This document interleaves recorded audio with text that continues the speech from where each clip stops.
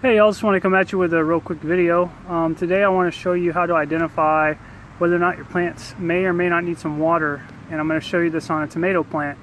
And I noticed this tomato plant the other day was looking kind of droopy and limp, so it's time for it to be watered. You can see over here on these tomato plants how nice the leaves look. They're really full. Let me get around here and see if I can get some better light on this.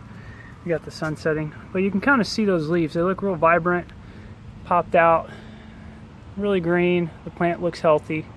They're not yellow. If they're yellow, a lot of times that's a sign that there's too much water and their roots are suffocating from it. But if you come over here to this guy, you can just kind of see the difference in the leaves, how they look real droopy.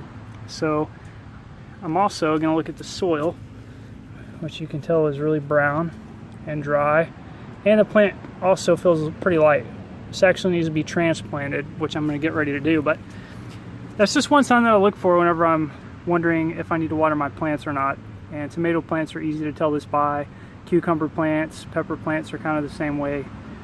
I'm going to go ahead and get some water and pour it in here, and then I'll see if we can notice a difference. I'll be back. Okay, so we're back, and I got some water here, which I'm going to go ahead and pour in. And this is going to soak right on through and go through the bottom, but hopefully once this thing gets a little bit wet, it'll uptake some of this water and you can kind of see the difference. If not, I can post a follow-up video depending on how fast it uptakes the water on the roots. And I'll go ahead and pour some on my pepper plant here because it's looking a little bit dry as well. Alright, let's see if we get any more. Okay, so we'll give that a second to soak in and we'll take a look at the leaves and see if we notice a difference. Okay, on a quick side note, I was looking in my basement and my baby bam pumpkin plant also, you can tell, needs water. The leaves are also droopy on here. They're a little bit yellow on the edges. And I'm going to go ahead and water them because this soil is bone dry, and we'll see if it makes a difference.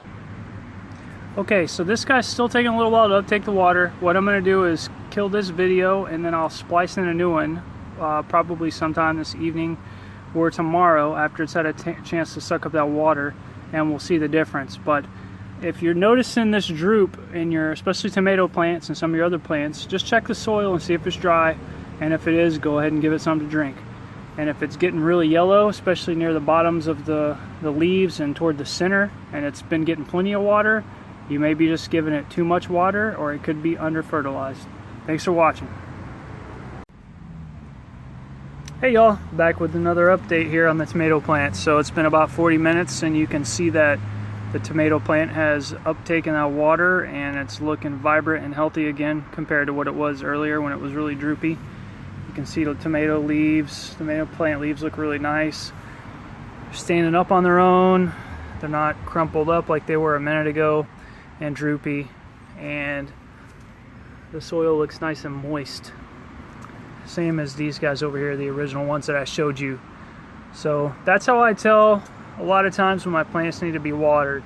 Now if they were droopy and they were really yellow inside the middle here, it would probably indicate that they're overwatered. Or if they were droopy and the soil was moist but you had some yellow around the edges, it could be a nutrient deficiency.